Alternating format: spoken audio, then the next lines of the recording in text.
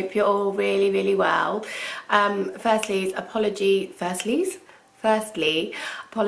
for the croakier throat and the watery eyes, and I won't go into it. Needless to say, I've been poorly this week, so I won't bore you with all the gory details, but I haven't been feeling very well.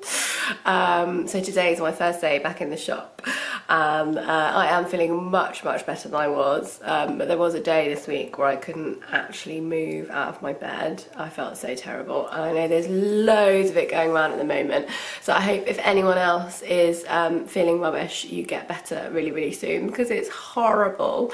And for the rest of you, I hope that you stay very well and keep away from all of us with the lurgy. So I don't have an update on my sewing to show you this week, because the whole week has been a complete wipeout. I was teaching pretty much every day after I filmed last week's vlog, and then got really poorly Sunday night and Monday, and it's now Thursday afternoon, so that's why this vlog's late as well. However, I do have a couple of other things to show you, and I still wanted to check in with you guys, and thank you so much for the really positive response to the new video format. I really enjoyed filming that one, and I think that makes it a lot easier to film them, because I want to enjoy them and make sure you enjoy watching. So I just want to feel like I'm having a bit more of a chat with you guys. I do a lot on Instagram stories, if you follow me on there, and I really love doing that because it helps me feel like I can connect and interact and engage a bit more. And I would like to feel like YouTube could be a bit more like that as well, so we can have a bit of a conversation. That being said, sorry, I haven't replied to the comments from last week's one, but I will get around to it as soon as I'm feeling back to my usual self. So what shall I start with? I want to show you what I'm wearing. I think you might have seen this before if you've been watching for a long time, but basically this week I just wanted something quite simple that I could talk to you about, that I thought you would still find a little bit interesting. So I thought I'd talk to you about possibly my favourite pattern of all time ever, which is the Line Linden Sweatshirt. I'll stand back so you can see this one. This is made from a Liberty sweatshirting. It's one of the ones that I made, I think, last year. It might even have been at the end of the year before last, when I was going through a real Linden sweatshirt phase, and it is so comfy. I'm pretty sure you all know the Linden sweatshirt, but just in case you don't, it is a Raglan sleeve sweatshirt pattern. There's two different versions. I always make the version with the cuffs and the hemband, and on this version you might notice, sorry, I just set myself back properly. This version you might notice that the neck is a lot higher, because I find that the neckline on the Linden is quite wide, and when I want something that is super cozy and super warm, like this, I want a higher neckline. So I actually altered this to make sure that it was higher, and I think all I did was I cut a 14 for the body, and then cut 2 sizes down. Sorry, I'm thinking out loud as I do it. I cut 2 sizes down, because then that meant that the neckline was actually in a higher position because of the way the pattern was. Graded it from about here upwards, and then I've put a wider neckband on it, and it just helps keep the cold out. So when you're feeling like you want something really warm, whereas on my other Lindens, the neckline is a bit wider. Excuse me. I'm hoping that I can make it through without choking, and I'm going to show you a couple of Lindens later, because I've made a couple of different versions. I showed you the sweater dress in last week's, and I've got 2 other like mini hacks that I've done, which I thought you might find useful, and because I haven't been sewing this week, I thought it would be quite easy for me to show you those, so hopefully you don't think that's a cop-out. Oh, I also wanted to say thank you for the lovely comments on my thimble. I wear it all the time and I absolutely love it. I wanted to show you a couple of Christmas presents that I got. I was really lucky. I'm always really lucky. I've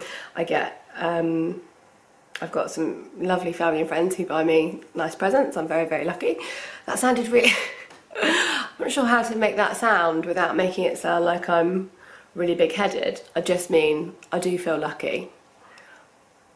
I did take quite a large dose of night nurse last night, so I'm also hoping this video won't make me sound like I'm insane. Anyway, one of the things I wanted to show you was this giant thimble pen pot that Susie, my sister-in-law, who some of you might know as Susie So Far from Instagram, she works in the shop too, she got me a giant ceramic thimble, which you can use for popping all your pens in, or you can put it on your sewing desk and pop your sewing tools in there. I love it, so cool. I have got it at the front on the haberdashery counter that you can see in the background in the shop, and I am hoping to be stocking those soon, so I will link it down below if you're interested. I love anything sewing related that's a bit interesting, a bit unusual. I'm hoping to be stocking them myself soon, so I will pop a link down below at the moment from where I think you can get them from, and then hopefully soon we'll have some in stock too. And then my sister, Eloise, made me a really cute present. She made a mission this year to make as many of her Christmas presents as she could, which I thought was really, really nice take to have on it. And she made me chocolate, which always goes down well. She made me a little hot chocolate mug set, and it had like the hot chocolate and the marshmallows, and the mug, which I'm really sorry I meant to bring with me to show you, has a little knitted mug hugger around it. But what was even more amazing about that is it was knitted by her partner's mum, who's actually blind, and the knitting is amazing. It's so much. I can't knit anything other than a square. It's got cable knitting all the way around it, and it looks really good. I'll try and bring it in next week to show you, but I thought it was particularly brilliant because she, as I say, is blind. Just outstanding. But my sister made me this, which is a wooden S, and she's painted it, and she's put, I'm gonna hold it up to the camera, she's got hold of lots of vintage buttons and stuck them all on, and it's going to go on the wall. I'm not sure if when you look at that, yeah, no, that will be the right way around to you guys, won't it? I do feel slightly out of it, sorry. I just thought it was a really nice way to use up vintage buttons. I thought it was a really nice craft project. It's going to go on the wall in the shop. We're making like a frame wall where there's lots of frames of all different sizes, and we've got all of our posters and things in them, and things that we like the look of. I've also got a little glass shelf for some of my nan's thimbles to go in, so that I know they'll be safe, and that's going to go up there too. But yeah, I think that'd be a really cool thing to do with some of your vintage buttons, cool craft idea to do with kids as well, which wouldn't take very long, and I just wanted to share that with you. The other thing I wanted to tell you about very briefly, and you've probably already heard about it, so I'm not going to go into too much detail, but it's the Smiley Challenge. I'll pop the hashtag up here. It's hashtag SMYLY 2018, and it stands for Sewing Makes You Love Yourself, which I just think is brilliant. It's run by Lisa Kitch, Hattie Vanderkron and Athena Cacao, and I hope I've said all their names correctly, and they have got together to set up a Instagram challenge or a YouTube challenge to get you to sew something that makes you or reminds you of why sewing helps you love yourself. And there are so many different reasons. I've seen some really lovely videos, some really moving videos as well about how sewing has had a really positive effect on people's mental health, on their well-being, on their body image, and I agree wholeheartedly with all of that. The ladies did get in touch with me, but unfortunately, because I've just got so much on at the moment, I'm not going to be able to record a specific video about it. But I think you all know, I think I've talked a lot about how sewing is a massive, massive positive impact on my life, and what a brilliant, brilliant thing it is. And I would urge you all to get involved in the challenge, because I think it is a wonderful way to remind ourselves how positive sewing can be and what a brilliant impact it can have on us and those around us. So I will pop the details down below, and I'll also pop a couple of other people's videos that I have watched that I think you will find really interesting and quite thought-provoking if you haven't seen them already. So I'll pop those down there. Okay, so I did say I wanted to show you a couple of makes as well. So they're not makes that I've made this week. One I made just before Christmas, or in between Christmas and New Year, and one I made for the 1 week 1 pattern, and they're both Linden Sweatshirts, but they're both sorry, my throat's going to go again. They're both slightly changed up, so I'm going to switch into the first one, and then I'll talk you through the changes that I made, and then show you the second one, obviously. Okay, I'm going to go now. I'll be back. Oh my god. So in my haste to get changed, I've just spilt water down myself. Win. Sorry guys, I'm gonna like put my hair here so that it's not too distracting, but I thought I have to mention it because it's quite obvious that there's a big wet patch on me. I think I've moved my chair, I'm not sure why the viewfinder's changed. Right, so this is my first Linden that I want to show you. I love the Linden sweatshirt. I cannot praise it enough, and I think there's two reasons why.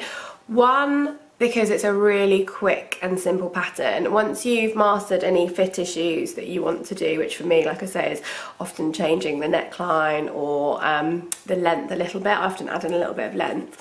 Once you've mastered that, I can make a Linden, cut it out and sew it up from scratch in less than an hour, probably about 45 minutes.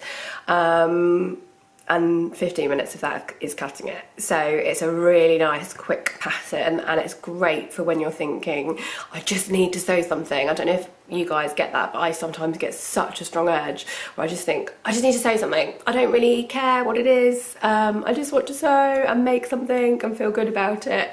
And for me, that is the Linden pattern.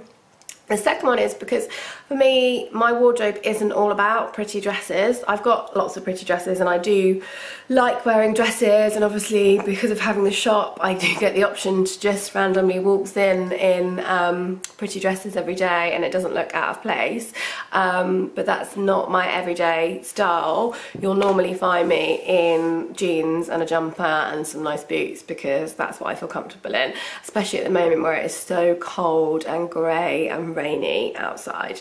So yeah, that's why I think I've probably made about 15 Lindens I've probably got in my wardrobe, and I can't see that stopping, because whenever we get a nice sweatshirting or heavy ponte in, I make a Linden because I know that the shape suits me. I know the toaster sweater is really popular by Sew House 7. I know lots of you really like that one. I keep thinking about giving it a try, but I haven't yet. I've tried the paper cut Kyoto sweater, which I'm not going to talk about because I think I'll come back to that another day. It was a bit of a disaster size-wise. The sizing was absolutely massive on me. So yeah, Linden's just easy. I know that it works, and I know it's a great base to show off nice fabrics because it's a nice and simple pattern. So anyway, I will show you this one. So first difference is the neckline. So you'll notice, just pretend that's not there, you'll notice this is a wider neckline, and then what I've done here is I've done like a high-low hem and just split it, and this was so easy to do. This is from, or this is made from, our quilted, our double-sided, just get the camera to focus, our double-sided quilted Ponte, which I'm afraid we don't have any more in of, and I don't think I'm going to be able to get any more, but you never know, I will try. So all I did here was leave off the, I'm going to come back so that you can see me while I talk. Wait for the camera to focus in. All I did here was leave off the hemband off the bottom. I lengthened the back, and I think I added on about 8 inches at the back, and I added on 4 inches at the front. And then to get this sort of, let me step back a little bit. All I then did is, can you see, I folded it upwards, just a single fold, and I've used a really narrow contrasting zigzag stitch on there to do around the edges, and then at the top I've just pivoted and done it there too, so you can see that. And it's just really easy to do, and it just for me was just so that I had something that was a bit of a change from the other jumpers in my wardrobe, because as I said, I've got quite a lot of them, and it was for 1 week 1 pattern as well, and just to show you that you can make minor changes to the patterns that you've got. You don't always have to go for something different just for a little change. So yeah, that was really easy to do. Length in the back, length in the front. Don't worry about the band pieces.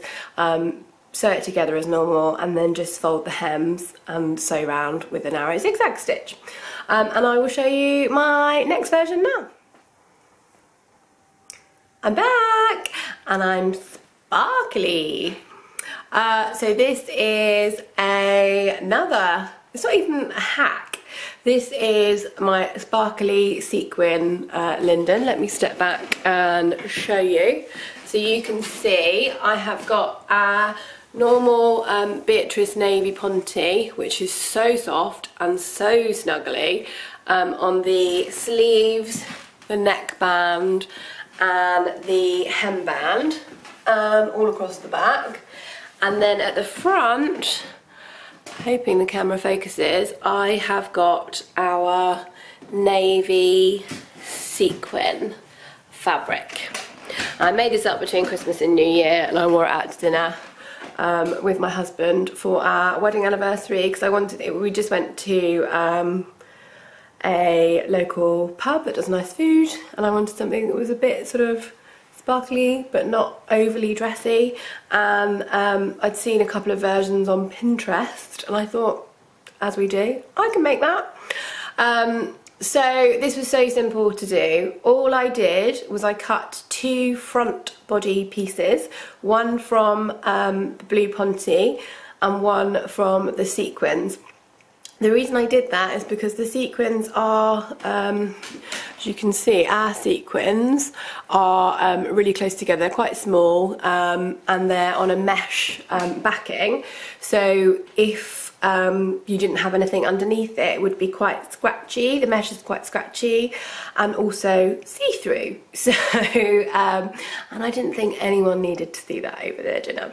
So I cut 2 fronts, as I say, from both fabrics, and then I used a walking foot to baste the 2 pieces together to treat it almost as an interlining. So I put the Ponte, the blue Ponte piece, right side up, and then the sequin fabric right side down, touching, and then I basted all the way around the edge with a contrasting thread and a long stitch length, so that the 2 pieces became one, and then I just sewed up the rest of the jumper as normal. And because these sequins are really fine, and because when you're always putting right sides together, the sequins are sandwiched in between 2 layers of jersey. So you've got the jersey under here as the underlining, and the jersey on the sleeve, for example. And when you're attaching the sleeve, the sequins are sandwiched in the middle. So I even ran it up on my overlocker. I did do a little test, and because they're fine, and because the jersey acts as a bit of a buffer, my overlocker was fine with it. I am not suggesting that you go out and sew sequins on your overlocker, because that definitely could be a recipe for disaster. But I think if you do it this way and your sequins are quite small and they're on the same sort of similar mesh backing, then it could work. I would do a test with a really small piece to make sure. So that did mean that this, again, took me an hour, probably took me a little bit longer because I just had to cut out an extra piece and obviously baste it together. But I think it's so nice. I love the navy. I think it's, oh, and again, can you see how much wider the neckline is here compared to my Liberty one, which is up here.